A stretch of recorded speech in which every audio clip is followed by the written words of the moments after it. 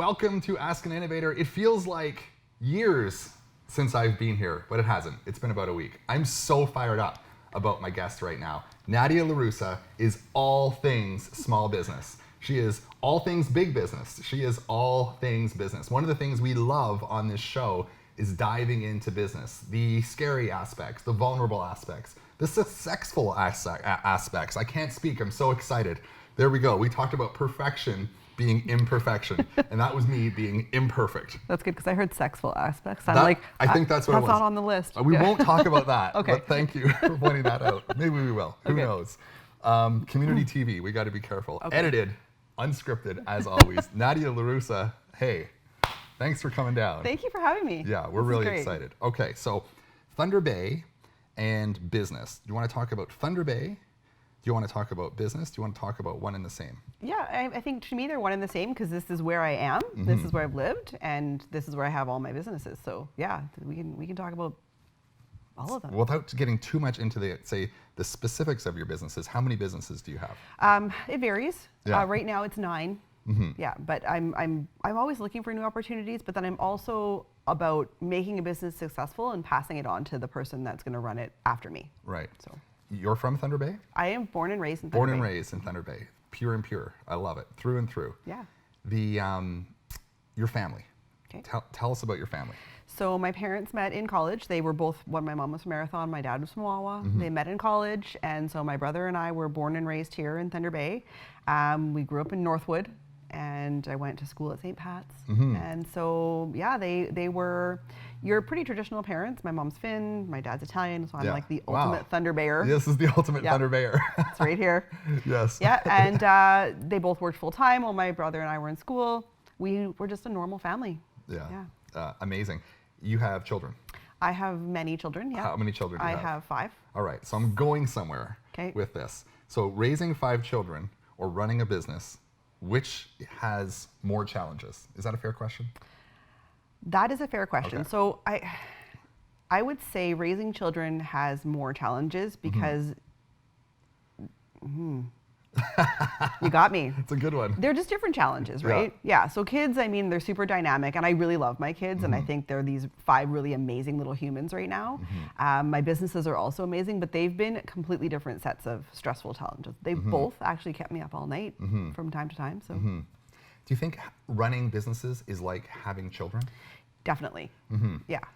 The good aspects of it, the bad aspects of it, both? Well, it was always hard when I first opened my businesses to get away from the business, right? And I did liken that to having a baby. So I would say to people, my business is new. I can't leave it alone. And if I do, I need to leave it with someone, and that person needs to have a list, and I have to call and check up on it, kind of like leaving your baby at home. Yeah. So now that they're all older, I feel like I can step back a little bit. I've got some trusted people in place. Right. I've got some teenagers now. Right. So they can sort of self-run themselves a little bit. But Interesting. I feel like I want to dive into an ism question with you. We talk about isms. A lot of millennials, right? And now we're more Gen Xers, but a lot of millennials really don't like isms. For example, I met a 19-year-old the other day in Winnipeg. Dynamic, sophisticated young man.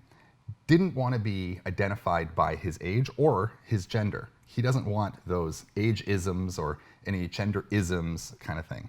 So being a mom, being a woman, having kids, running businesses, how do you feel about, do you think that it's fair for people to say, wow, you're a mom or a woman and with kids running businesses? What's that like? What about the isms? Well, you know what, it's funny, because I've been asked that question pretty much since I've become a mom. And it never hit me until this new period of not being okay with that. Right. And like, I was always fine with being asked that, and I used to be able to answer it. I'd be like, well, I'm kind of both all the time. And I don't separate them, and I don't also fully identify with one or the other. It's just the personhood, I guess, of me. So I never really felt, well, why are they asking me that? Or it's a sexist or feminist thing to say. I never really identified that way with it, but I do find that people do that now. And I'm not really sure how I fit there. Interesting. Yeah. Do you think it's a gender thing? Do you think it's a generational thing? There was a good ism slip right there. Again, imperfection. I I would have to say yes, but doing that, I guess I'm generationizing myself. Right, generationism. Yeah. There's an ism for everything. That's awesome. Yeah. Yeah, that's, I guess, would be my best answer to that. Okay, interesting. It's a great conversation, and it's a totally loaded topic, and I think it's something that to define a time really needs to be discussed, and I appreciate your candor. But it's a fiery topic too. Like people that that you're talking about in those situations, they don't like that, and I guess I don't mind it. If someone's saying, "Well, you're a Gen Xer," I'm like, "Oh, okay, that's cool. That's what I am." That's what you are. Yeah. Amazing. Let's get back to your businesses. Okay. Running businesses specifically in Thunder Bay. Is Thunder Bay a glass half empty, or is Thunder Bay a glass half full? Is Thunder Bay supportive of local small business? I feel like Thunder Bay is really supportive of local small businesses. I do have some clients that are not in Thunder Bay, but the lion's share of people that I deal with in all my businesses are from Thunder Bay, and I have always felt the warmth of that. So I would say glass half full. Glass half full. Yeah. Why do you think Thunder Bay supports small business so well? I think Thunder Bay supports small business all well because there definitely is a community of small business people. I think that we do sort of promote ourselves as being local. I also think that the people that live here realize what this community has to offer. And so we want to just keep that going. So, is it because of our isolation? Do you think that we're forced to support local to some degree? Do you think it's a geographic cure? No. There's a cultural significance to support local. I found the same thing. I mean, I think that Thunder Bay, having traveled a little bit, and especially recently spending a lot of time in Winnipeg, I come back to Thunder Bay and really, really appreciate it. Yeah. We really do a good job supporting local. I don't know why it is. I don't know that it's geographical because the internet's everywhere. Fair. So I don't know. Right. Right. So what kind of influence has the internet, do you think, had on, say, the mindset of entrepreneurs in Thunder Bay now that we kind of live in a global economy? So I think that as business people, with how the internet works and how people shop on the internet and even can get services on the internet now, like accounting services or something, I think that has made people in Thunder Bay just more aware of that. And I think that sort of amped up the localness of our entrepreneur community. Right. And so, by the way, let's just build on you being an accountant. I think what a great foundation. I think we need more, and we're going to talk in the second segment a little bit about financial literacy. Okay. Obviously, some of the fears that the average Canadian has around money and why so few Canadians are entrepreneuring right now. Actually, millennials are entrepreneuring and starting fewer business than any other generation, believe it or not, and there's a whole bunch of reasons as to why that is. So being an accountant, I respect you so much, and I believe we need more people with your financial acumen running business. Has being an accountant helped you run your businesses? It hasn't. It hasn't. I love it. I know. Nice, good answer. All right. Why? Well, now we got about 40 seconds to answer that. Should we talk about something else and come back after the break for that one? We should just do that after the break. Let's do that. That's okay. a big meaty talk. So we're going to come back after the break, and we're going to talk about why being an accountant is not an asset to running a business. Okay. Wow. Okay. That's really amazing. So I have Nadia Larussa, accountant, business owner. Mom. Can I say that? Mom. Wife. Wife. I can say that? All right. Cool. We're breaking boundaries here. We're breaking it down. All right. Business owner, champion. We'll be right back. Stay with us. We got a loaded question for any of you entrepreneurs that wanted to understand the core ingredient of running a business. It's not being an accountant. We'll be right back.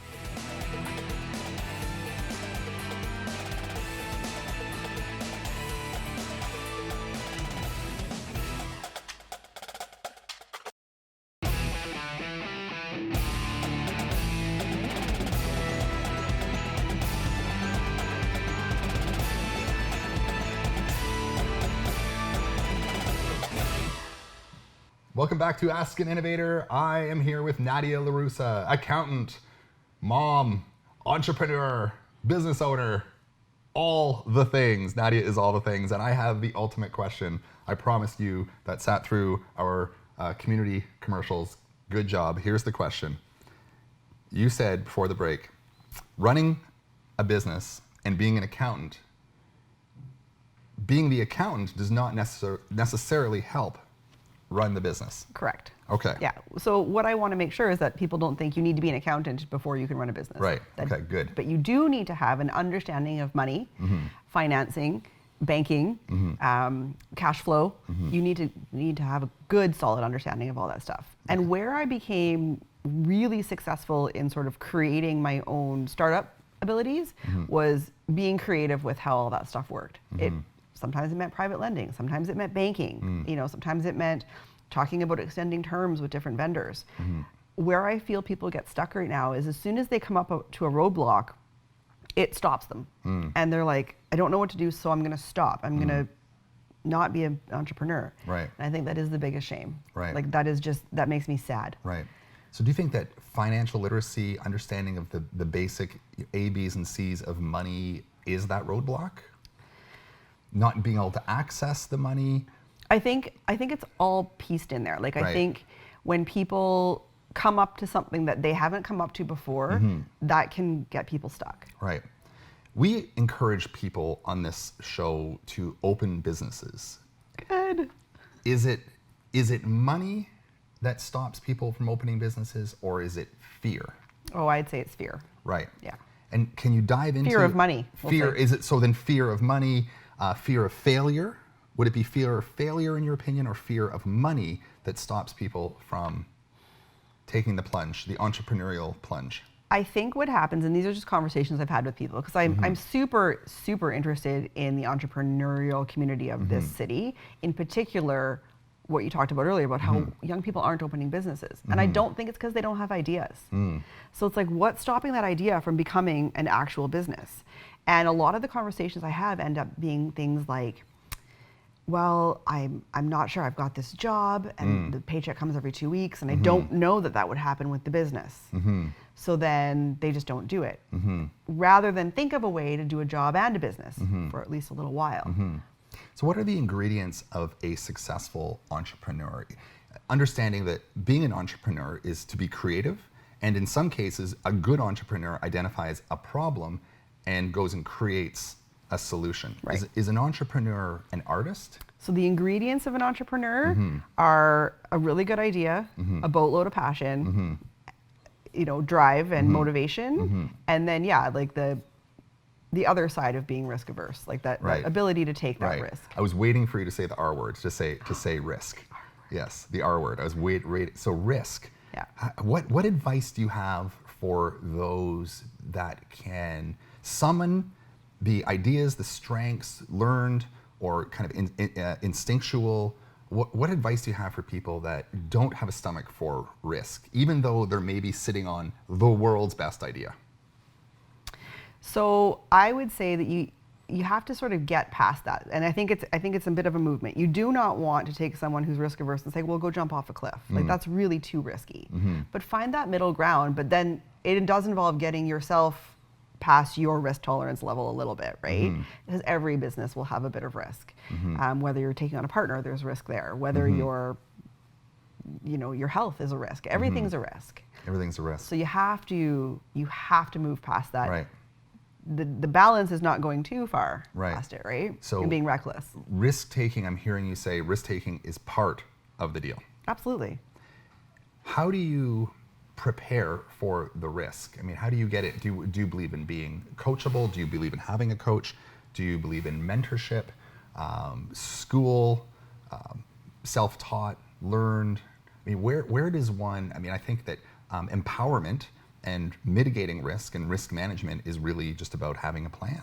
Yeah. You know, have a plan, write it down, read it. I mean, a lot of people have a plan, they don't write it down, and therefore they can't go back and read it. Right. So how do you get the plan, and then how do you follow through on the plan? I think it's having the plan, writing it down, executing the plan, and then checking it, making sure, are we still on plan? Did the plan change? How did it change? What's going on? I'm not a big proponent of a lot of formal education. I think there's definitely fields that you need that. I actually don't have a lot of formal education myself. Right. A lot of my expertise comes from experience. So there's a lot of value in that. Having a mentor, definitely. The coaching aspect is an interesting question because you need to find that right balance, right? Someone who knows your industry, who knows you, who understands what you're trying to do and the plan you're trying to make. Right. I think a mentor is probably the best way to go because that person can get behind your passion. Sure. Where do you find a mentor in Thunder Bay? Where do you find one online, I guess? I mean, you don't need to find one in Thunder Bay, really, do you? But it would be nice to be face-to-face. Yeah. I have a lot of mentors in Thunder Bay. I have people that I connect with, and some of those mentors are my clients, and it's the opposite. Right. So how did I serve you? How did I serve you well? How did I not? Yeah. And I think that aspect makes the relationship so much richer. Yeah. Where I can go back to a client and say, look, we had this workshop or seminar or retreat. What did you hate about it? Right. And a client from your accounting practice. Yeah, or right. that type of thing. How did your year-end experience go?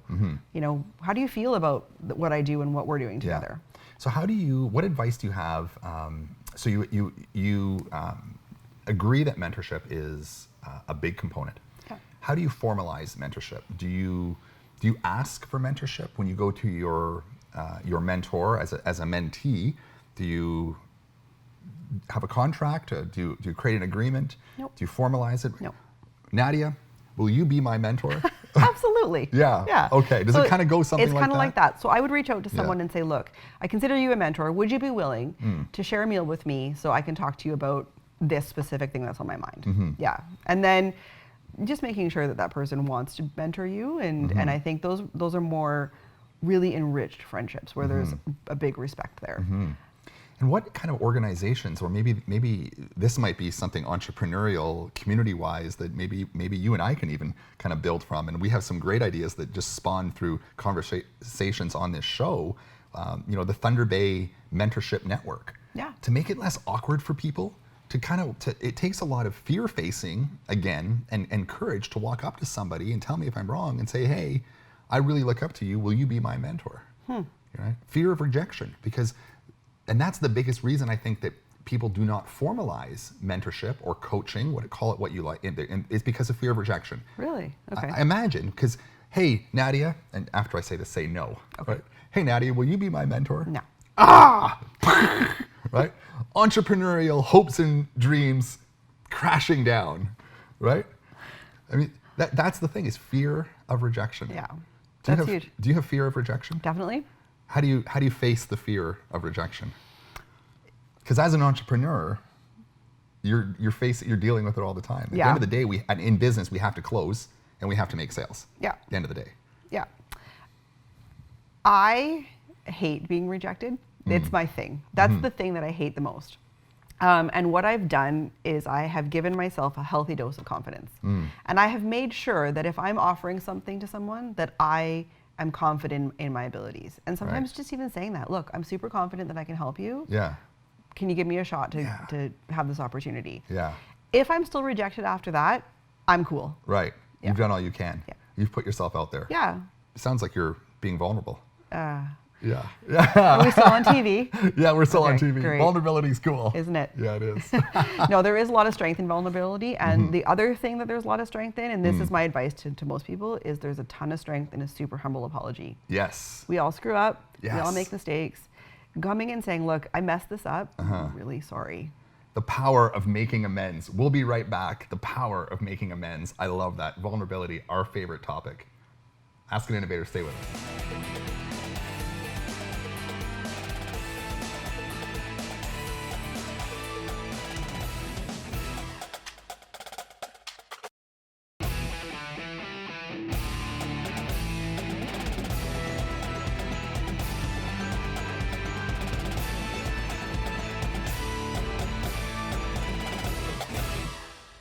Welcome back to Ask an Innovator. Nadia Larussa is our esteemed guest. So inspired by how we closed the last segment, talking about vulnerability, talking about the power of an apology, talking about therefore breaking down resentment.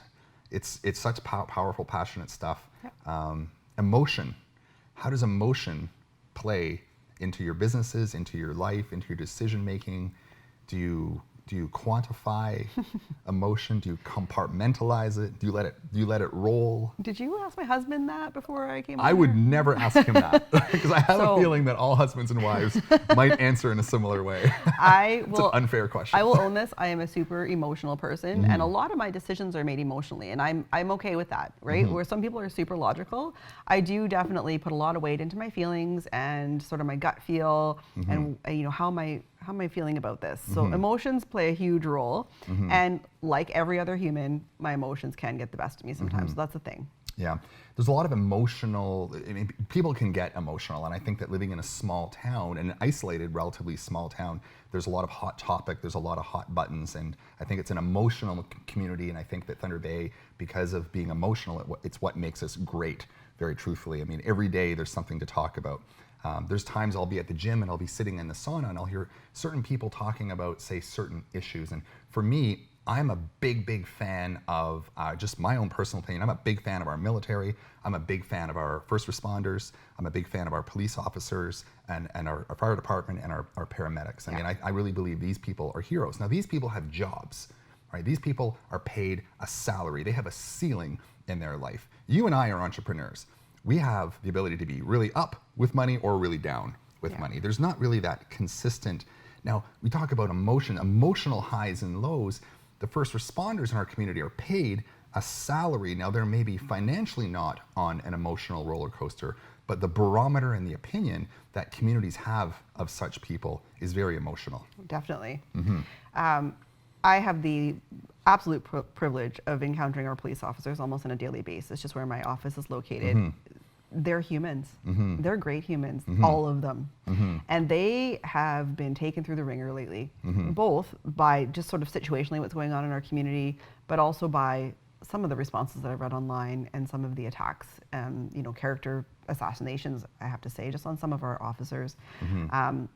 I can't say enough about all of those people, and I use the word people very strongly. And I think they become, in the eyes of others, they become their jobs.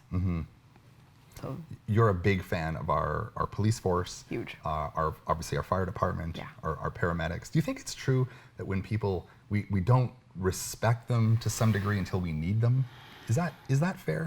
Is that a broad stroking? Well, and then sometimes even not then. Yeah. When we do need them. I've seen lots of situations, I heard lots of situations where the police are there to assist, the paramedics are there to assist, and then they're being mistreated in those instances, and that's heartbreaking. Yeah, it's heartbreaking. And they're human beings that are emotional entities that at the end of the day are, you know, paid, they have a job. They're paid what our community can afford to pay them, taxpayers can afford to pay them. And like they've chosen that. They've chosen that job. No one is forced into a position. So it's like, I really admire that strength to be like, this is what I'm choosing to do for my career. Do you think they're heroes? Oh, yeah. Every day putting their life on the line. Without hesitation. Yeah. It's easy, and I think we can both agree on that. It's easy. I see that every day when I see a man or a woman in uniform. I always go out of my way to show them respect, and you do as well. Yeah, definitely. Okay. Good. Yeah, that's powerful stuff. Thank you. I appreciate that. And it's an emotional topic. Let's get kind of back to the idea of emotion in business. You're an employer.